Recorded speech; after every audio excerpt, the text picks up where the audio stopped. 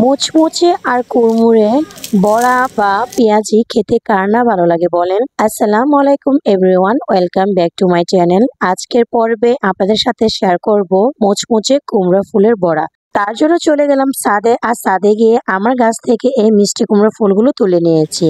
আর আজকে আমি এই তরতাজা ফুল দিয়ে আপনাদেরকে বড়া রেসিপি তৈরি করে দেখাবো। আশা করছি আজকের রেসিপি আপনাদের কাছে ভালো লাগবে। এই ফুলগুলোকে আমি বোটাটা ছাড়িয়ে নিয়েছি আর এরকম করে মাঝখান দিয়ে ছিঁড়ে তারপর ধুয়ে নিয়েছি। কেননা ফুলের ভিতর কিন্তু পোকা থাকে বা পিঁপড়ে থাকে, সেগুলো কিন্তু আমাদের শরীরের জন্য খাওয়া একদমই ভালো নয়। তো এইভাবে করে অবশ্যই পরিষ্কার করে নেবেন। এইখানে আমি নিয়ে নিয়েছি বড়া বানানোর জন্য মসুরির ডাল। মসুরির ডালটা আমি আগে ভিজিয়ে তারপর পাটায় পিষে নিয়েছি। আর দিয়ে দিলাম আমি এখানে 1 চা চামচ চালের গুঁড়া, হাফ চা চামচ আদা রসুন বাটা, হাফ চা চামচ হলুদের গুঁড়া, হাফ চা চামচ ধনিয়া গুঁড়া, হাফ চা চামচ লবণ। এখন দিয়ে দিচ্ছি আমি স্বাদ মতো কাঁচামরিচ।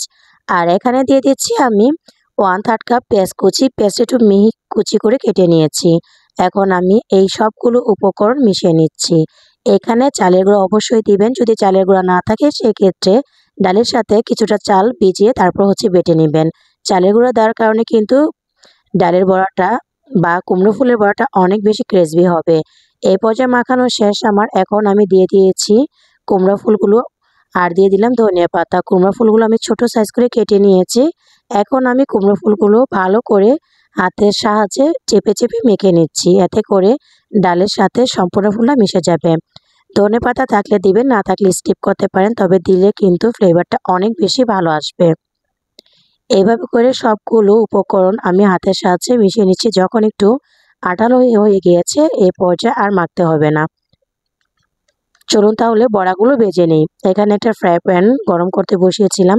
দিয়ে দিয়েছি এখানে অল্প পরিমাণ তেল। এটা কিন্তু ডুবো তেলে না ভাজলেও হবে, যেহেতু এটা বড়া শেপে হবে। হালকা হালকা একটু তেল দিয়ে ভাজতে হবে। তো একটা একটা করে আমি সবগুলো বড়া আমি চেপে চেপে হাতের সাহায্যে দিয়ে দিচ্ছি। একটা পার্ট যখন এটা ভাজা হয়ে যাবে, একটু লালচে কালার হয়ে যাবে, অপর সাইডটা উল্টে দিতে হবে।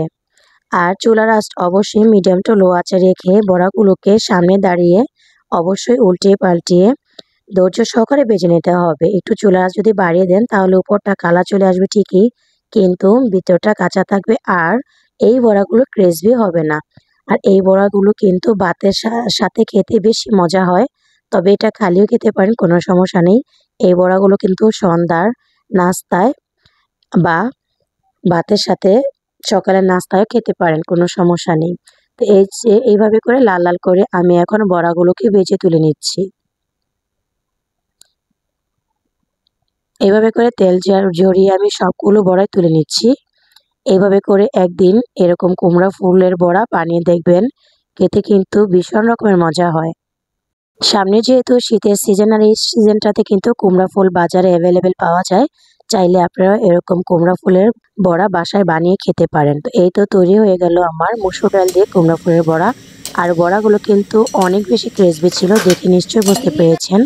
আজকের রেসিপি আপনাদের কাছে কেমন লেগেছে চাইলে ছোট্ট একটি কমেন্ট করে জানাতে ভুলবেন না। আর আমার ভিডিওগুলো যদি আপনাদের কাছে ভালো লাগে চাইলে আমার চ্যানেলটি সাবস্ক্রাইব করে নিতে পারেন। আজকের মতো এখানেই বিদায় নিয়ে নিচ্ছি।